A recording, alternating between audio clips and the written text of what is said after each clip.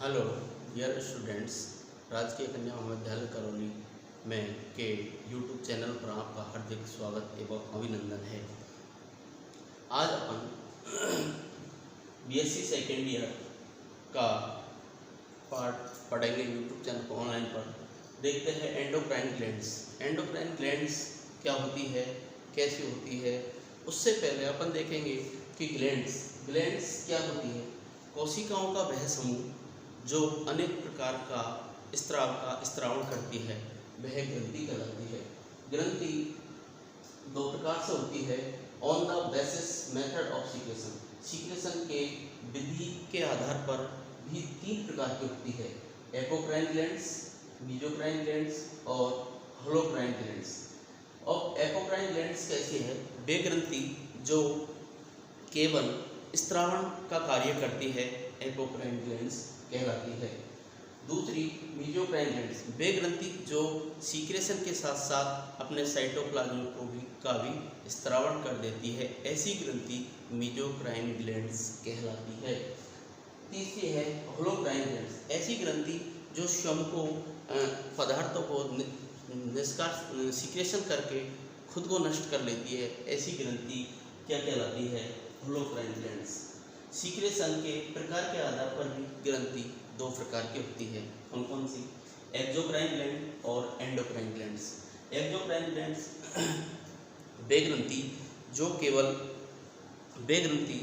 जो एंजाइमों का स्त्रावण करती है और इस प्रकार की ग्रंथि नलिका युक्त होती है।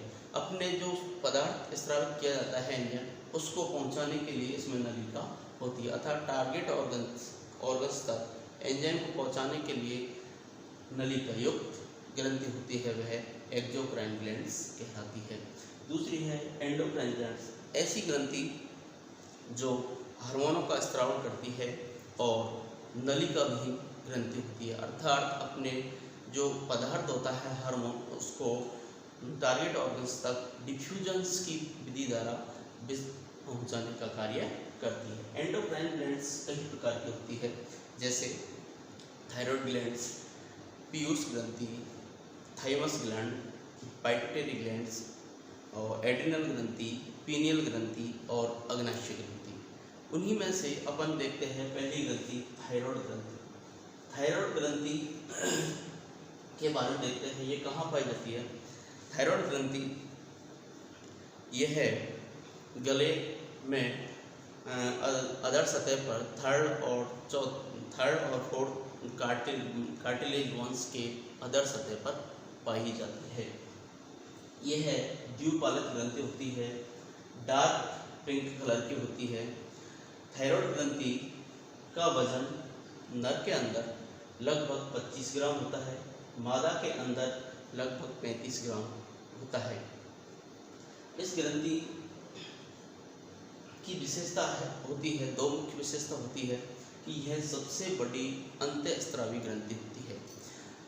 थायराइड ग्रंथि सबसे बड़ी अंतःस्रावी ग्रंथि होती है और एक इसका दूसरा विशेषता होती है कि एकमात्र ग्रंथि है जो निष्क्रिय हार्मोनों का स्त्रावण करती है। दूसरी इसकी संरचना देखते हैं अपन। थायराइड ग्रंथि तो ये बाइलोब होती है, दो पालों में विभाजित होती है। इस ग्रंथि के चारों ओर एक प्रोटेक्शन पाया जाता है, एक लेयर पाई जाती है जिसे कैप्सूल कहते हैं। यह संयोजी ऊतक से बनी होती है और इस ग्रंथि की सुरक्षा का कार्य करती है।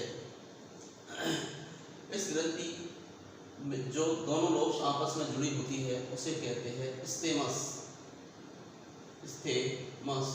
यह दोनों लोब्स को जोड़ने का कार्य करती है। यह भी संयोजी ऊतक से निर्मित होती है। दोनों लोब्स में कई लोब्यूल्स बने होते हैं, कोष्ठक बने होते हैं, जिन्हें थायराइड लोब्यूल्स कहते हैं। इन थायराइड लोब्यूल्स में एक जिलेटिनियस पदार्थ पाया जाता है जिसे थायरोग्लोबुलिन कहते हैं, जो निष्क्रिय होता है, इनएक्टिव होता है। थायराइड ग्रंथि के अंदर ही विशेष प्रकार की शीत आकार की सेल्स पाई जाती है, जिन्हें पैराफोलिकुलर सेल्स या सी सेल्स कहा जाता है। इसके अतिरिक्त दो गोल संरचना पाई जाती है जिन्हें पैराथायरॉयड ग्लैंड्स कहा जाता है। थायरॉयड ग्लैंड्स जब कोशिका के ब्लड में जाता है तो यह आयोडीन से क्रिया करता है। इससे क्या करता है? आयोडीन थायरोग्लोबुलिन आयोडीन से क्रिया करके क्या बनाता है? मोनो आयोडो थायरोक्सिन बनाता है, अर्थात T1 बनाता है। इसी प्रकार MIT मोनो आयोडोथायरोक्सिन आयोडीन से पुनः क्रिया करके डाई आयोडो थायरोक्सिन का निर्माण करती है, जिसे T2 कहते हैं। इसी प्रकार DIT प्लस आयोडीन से क्रिया करके क्या बनाती है? Try iodo thyroxine T3। इसी प्रकार TIT प्लस आयोडीन क्रिया करके टेट्रा आयोडो थायरोक्सिन का निर्माण करती है, जिसे T4 कहते हैं। T3 और T4 को सम्मिलित रूप में थायरोक्सिन हार्मोन कहते हैं। T3 और T4 को सम्मिलित रूप में क्या कहते हैं? थायरोक्सिन हार्मोन कहा जाता है। T3 हार्मोन T4 से अधिक सक्रिय होता है। देखते हैं कि इसकी क्रियाविधि, इसकी डिजीज, इसकी आयोडीन की कमी से क्या कौन से रोग होते हैं, थायरोक्सिन की कमी से कौन से रोग होते हैं। कई बार देखते हैं कि कई बार आयोडीन की कमी हो जाने पर क्या होता है? हाइपोथैलेमस को पॉजिटिव फीडबैक जाता है। हाइपोथैलेमस को पॉजिटिव फीडबैक जाता है तो वह thyrostimulating hormone thyro TSH-RF hormone release करता है। TSH-RF हार्मोन पीयूष ग्रंथि में जाता है। पीयूष ग्रंथि अधिक मात्रा में TSH हार्मोन थायरोस्टिमुलेटिंग हार्मोन अधिक मात्रा में स्रावित करती है। थायरोस्टिमुलेटिंग हार्मोन थायराइड ग्रंथि के अंदर जाता है और धीरे धीरे थायराइड ग्रंथि का आकार बढ़ने लगता है, जिससे एक सामान्य डिजीज या घेंगा या गलगंड रोग कहा जाता है। अगर थायरोक्सिन की कमी किसी कारणवश हो जाती है तो बचपन में शिशु अवस्था में थायरोक्सिन की कमी से एक रोग हो जाता है, बौनापन, जिसे क्रेटिनिज्म कहते हैं, क्योंकि उसकी शारीरिक विकास नहीं हो पाता, धड़कन कम हो जाती है, मानसिक। इसी प्रकार अगर बाल्यावस्था में भी थायरोक्सिन की कमी हो जाती है तो उसका शारीरिक, मानसिक और व्यवहारिक विकास नहीं हो पाता, जिससे एक रोग हो जाता है, मिक्सेडीमा डिजीज कहा जाता है। थायरोक्सिन की कमी को दूर करने के लिए एक एल्ट्रोक्सिन नामक दवा दी जाती है। एल्ट्रोक्सिन नामक दवा दी जाती है। इस दवा के और कुछ मेडिसिन थायरोक्सिन की कमी को दूर करने के लिए दी जाती है, तो थायराइड ग्रंथि एंटीबॉडी बना लेती है और एंटीबॉडी के द्वारा थायराइड ग्रंथि स्वयं को नष्ट कर लेती है, जिसे थायराइड की आत्महत्या कहा जाता है।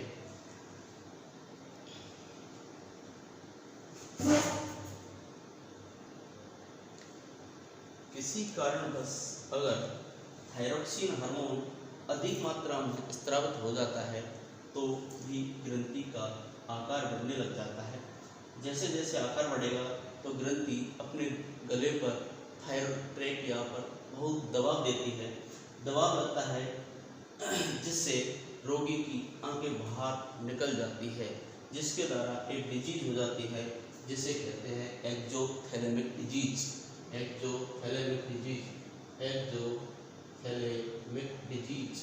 अर्थात उसकी आंखें बाहर निकल जाती है। देखते हैं थायराइड ग्रंथि में सी आकार की कुछ सेल्स पाई जाती है, जिन्हें पैराफोरिकुलर सेल्स कहा जाता है।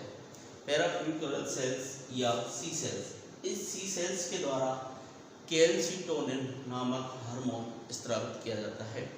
कैल्सिटोनिन हार्मोन प्राणी के शरीर में कैल्शियम और फास्फोरस की क्रिया का नियमन करता है।